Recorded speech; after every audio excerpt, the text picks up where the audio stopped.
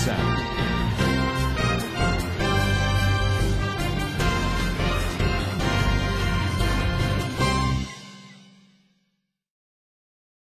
Taya Kyle, the widow of Navy SEAL Chris Kyle, will attend Sunday's Coca-Cola 600 and receive Charlotte Motor Speedway's Stonewall Jackson Award. The racetrack's award, which honors patriotism through personal support of the military, would have made her husband proud.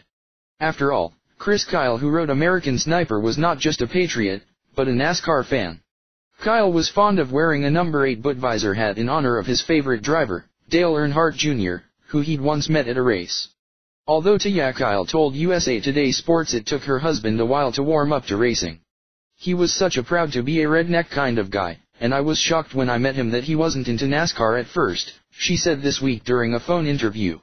One of these military outreach type things invited him to go to a race, and he got to meet Dale Earnhardt Jr. and was so impressed with his humility.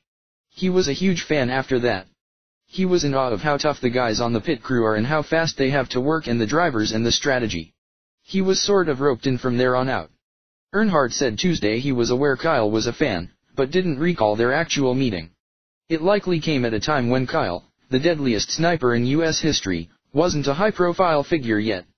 Kyle, who was killed by a troubled veteran at a shooting range in 2013, was portrayed by Bradley Cooper in the Oscar-nominated movie based on Kyle's book.